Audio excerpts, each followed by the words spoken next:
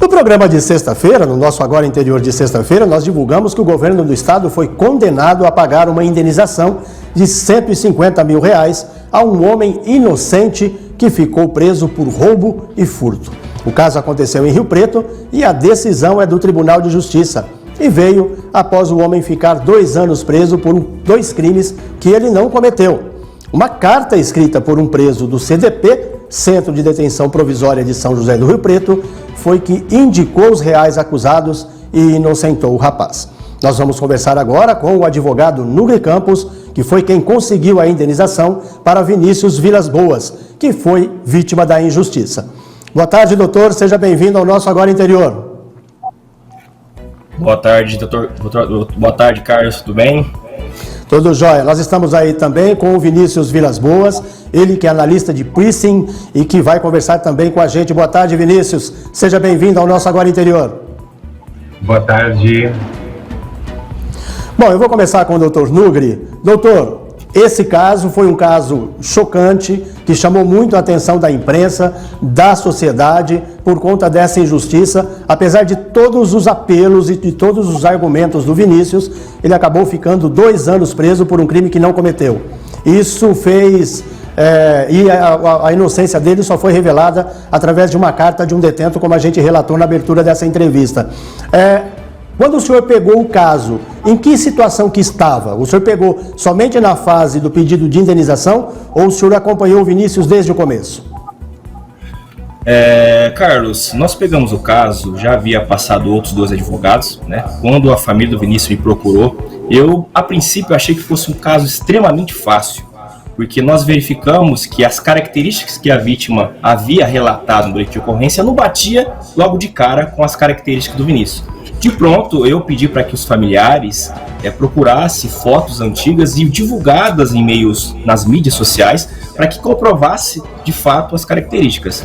E diante esse histórico de fotografias, né, que contrariava o relato da vítima, nós pedimos a juntada e pedimos a desconsideração, a nulidade do reconhecimento fotográfico que havia sido realizado de forma ocada e ilegal. Só que, paralelo a isso, nós percebemos alguns equívocos durante o programa. A vítima, como disse, ela mencionava que a pessoa pela qual seria o Vinícius seria uma pessoa parda, forte, e no caso tinha o cabelo cortado estilo tigelinha. O Vinícius sempre foi uma pessoa negra, era obeso e sempre, pelo histórico de fotografias, sempre teve o cabelo raspado. Diante dessas circunstâncias, nós pedimos a quebra do sigilo telefônico, cuja responsabilidade seria da acusação. Nós, da defesa, inclusive, pedimos, né, a quebra desse sigilo telefônico para demonstrar, através da estação rádio base, que Vinícius não se encontrava no dia e horário dos fatos. Eram 2 delitos. Era um delito ocorrido no dia 14 de fevereiro de 2016 e o outro no dia 24 de fevereiro de 2016. Só que as investigações começaram tão somente a partir do segundo delito, que foram encontrada uma câmera de filmagem. Só que essa mesma câmera de filmagem também não batia com a data exata do dia 24, era do dia 23, já era outro equívoco. Então, tudo que estava sendo pedido para o Poder Judiciário naquela ocasião estava sendo negado. Nós entramos com diversos recursos, habeas corpus, Tribunal de São Paulo, STJ, STF, todas as instâncias possíveis, nós brigamos para que conseguíssemos de imediato a liberdade de Vinícius, porém não conseguimos. Na iminência da sentença, a mulher do Vinícius esteve visitando o Vinícius no CDP de São José do Preto e lá encontrou junto a ele um detento e sabia toda a história, inclusive a pessoa pela qual o Vinícius havia sido confundido. Diante dos fatos, nós pegamos e tomamos conhecimento de uma carta que foi elaborada por esse preso e corremos, assim que saiu a sentença, com um novo recurso para que o juiz reabrisse a instrução ou pudesse ouvir essa testemunha. E esse pedido também foi negado. Nós entramos com recurso após a condenação de 9 anos e 2 meses. O tribunal manteve a condenação, tão somente diminuindo para 7 anos e 5 meses. E continuamos a entrar com recurso especial extraordinário e também perdemos. O caminho que nos restou, Carlos, foi entrar com uma justificativa criminal. para que nós conseguíssemos ouvir essa nova testemunha e acariasse junto aos demais envolvidos. Pedimos a intimação pessoal de cada um deles, todos foram devidamente intimados, porém, por incrível que pareça, não compareceram ao ato desta nova audiência. E essa testemunha revelou fatos muito importantes para desbaratinar todo esse equívoco praticado contra Vinícius e afuzilado a sua vida, né?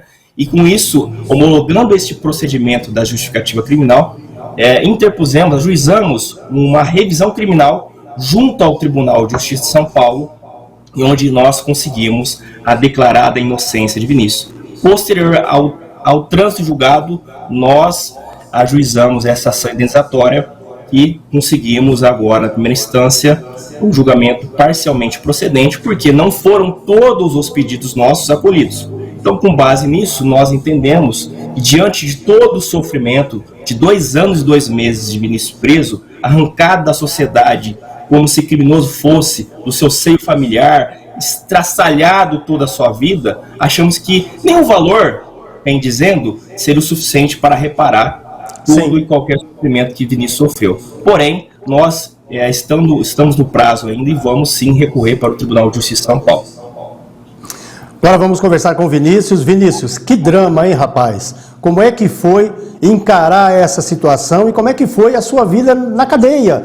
Inocente, sustentando a sua inocência e ainda assim teve que enfrentar os dias lá no CDP de Rio Preto, preso, sem ter condições de sair. Como é que foi enfrentar essa situação, Vinícius? Boa tarde. Para mim foi bem complicado, né? Meu filho tinha 3 anos de idade, né? Não estava nem falando, estava desmamando, desfraldando, né? Foi, acho que, a pior fase, né? que pudesse tirar eu de dentro da família. Enfim, mas me tiraram, cheguei lá no presídio, 2 dias antes eu tinha prestado até para agente penitenciário. Falei lá na hora lá da inclusão, eu falei para os guardas tal, que tinha prestado para agente penitenciário. O diretor me chamou e falou: você não é bandido, você vai trabalhar com a gente. E falei que era inocente. Eles até brincaram: tem um monte de inocente aqui. E no decorrer do tempo eles foram vendo realmente quem eu era, né? Porque eles fazem um monte de teste, leitura corporal tal, e até que eles tivessem a certeza, eu era humilhado. Eu comecei, eles deixaram eu trabalhar, né? Porque quem não é do crime, eles dão essa oportunidade para você trabalhar. Então, eu fui trabalhar e mesmo assim era humilhado, né? A gente fazia tudo, vai espírito de porco, tal, enfim. E ali foi ruim, por quê? Porque todos que estavam ali, ou a grande maioria, se apoiava no crime que fez. Agora eu que não fiz, eu fiquei... E aí? Né? A cabeça, você começa a pensar um monte de coisa, né? Inclusive tirar sua própria vida.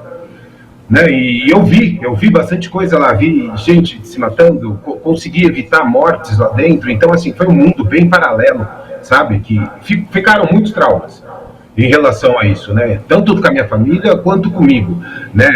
Olhar a polícia, medo de polícia, eu não saio mais de noite, né? Então, toda essa situação aí ficou bem agravada na minha vida, né? E a gente está lutando para se libertar de tudo isso. Mas foi uma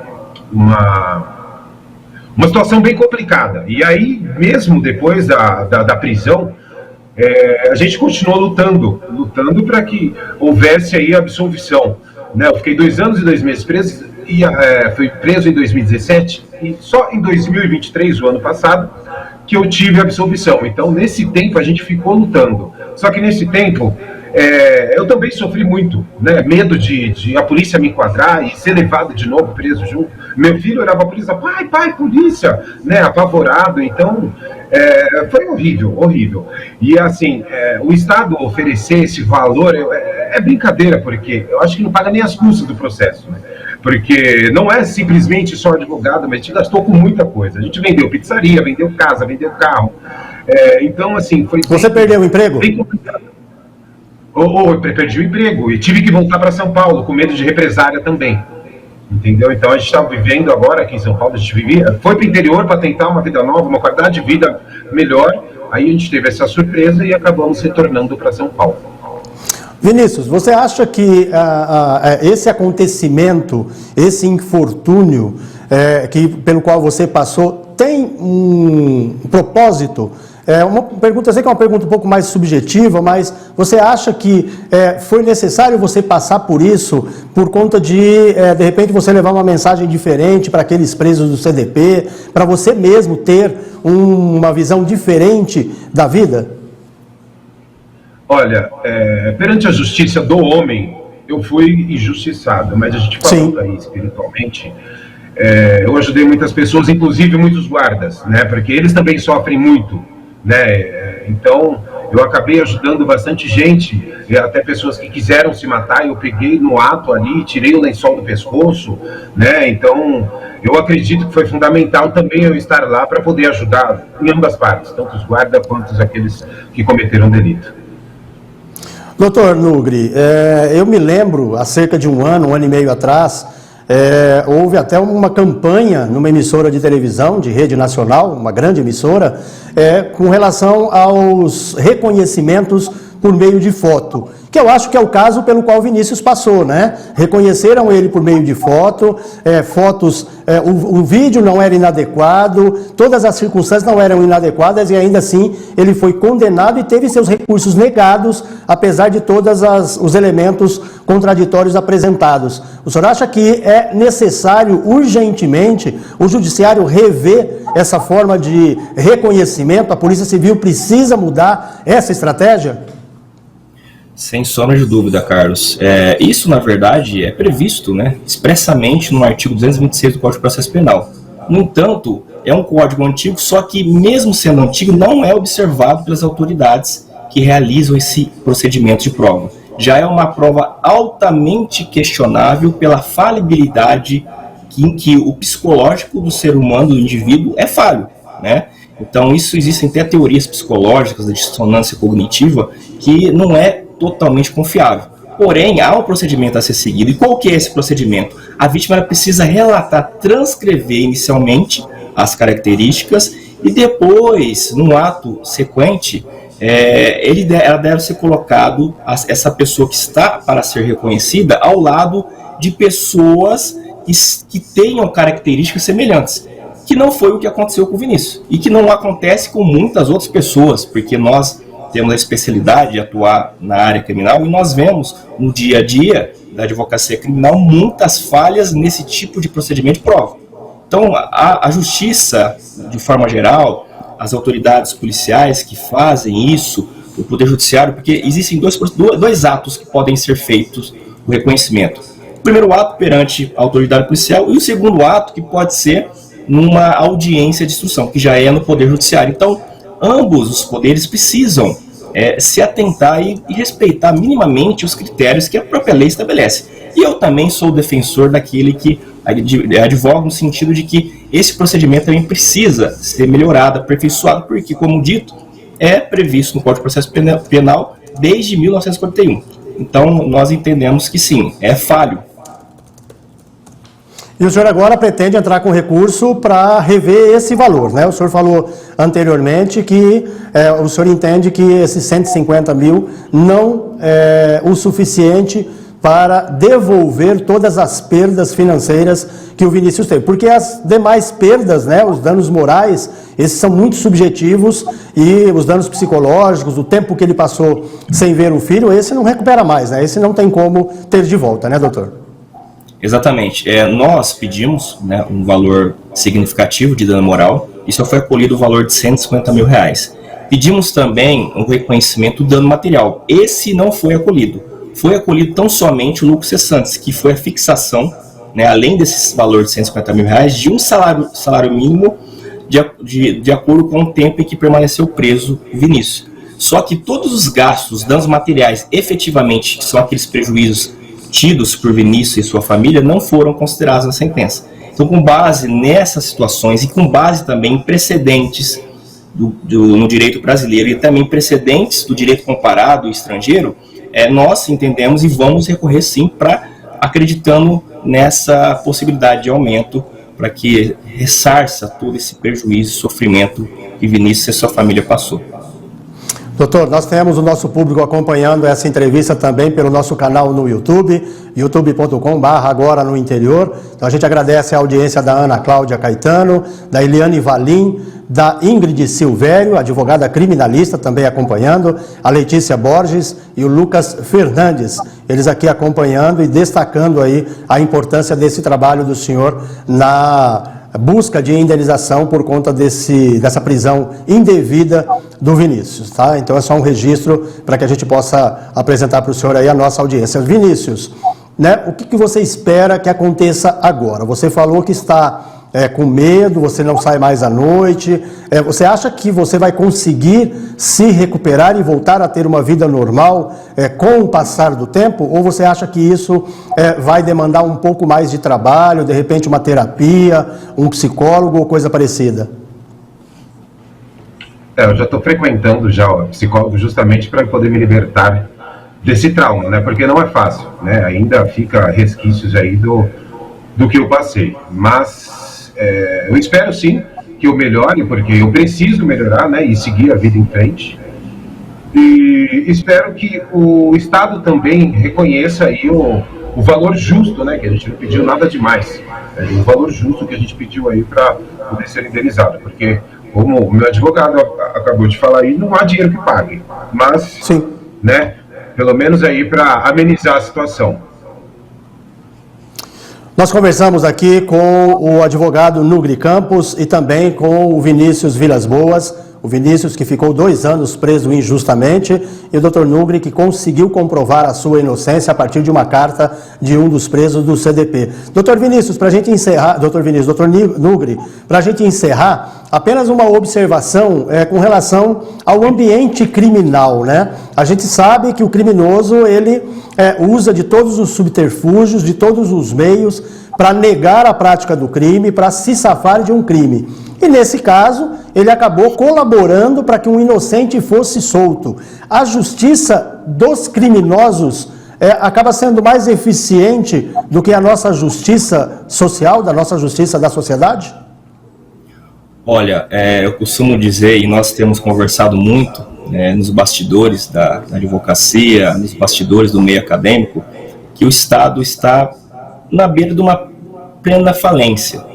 E o mundo do crime, né, e até hoje em dia se fala até no tribunal do crime, né, existe uma regulamentação que acaba tendo uma pujança, uma força maior que o próprio Estado. E há um código, entre aspas, de ética entre eles, né, que em situações como o que o Vinícius passou, ao menos que ajudasse a família do Vinícius nesse sofrimento.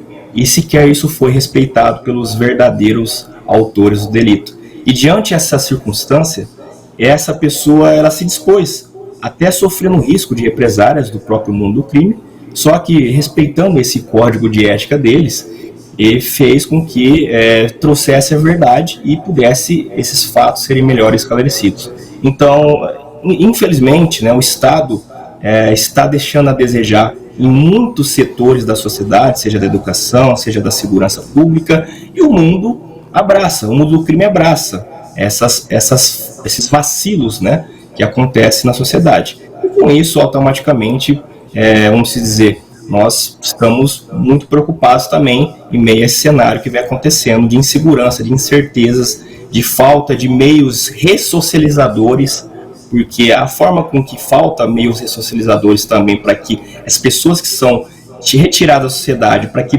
posteriormente volta totalmente degradada, e não existe essa forma de ressocializar. Então não adianta o Estado querer extirpar esses meios ressocializadores de uma só vez, que não será a medida correta. Então o Estado tem que buscar meios de educação, meios de implementar essas questões. E Vinícius, inclusive, tem passado um sofrimento muito frustrante e angustiante, mesmo após todo esse percalço. Ele tem sofrido até para conseguir recolocação no mercado de trabalho.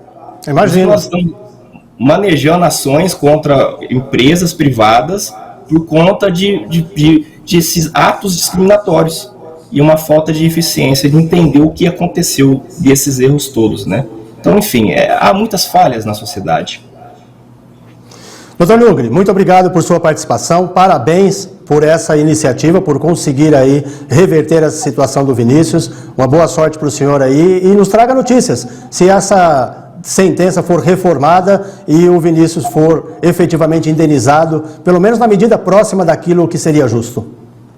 Muito obrigado, Carlos, pelo convite, pela participação nesse programa Agora Interior. Fico muito honrado e satisfeito de estar aqui hoje.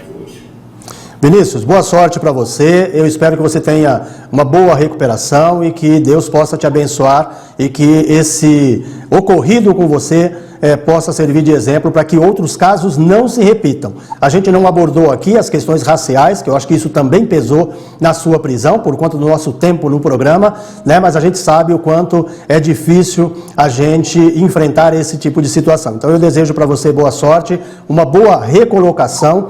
A gente pede para, devido à abrangência do nosso programa em nível estadual e até mesmo nacional, que algum empresário possa, né, se sensibilizar e devolver, de repente, aí, um emprego para você aí, um emprego fixo, um emprego certo, para que você possa manter sua família e seguir com a sua vida em frente. Viu? Boa sorte. Obrigado pelo espaço.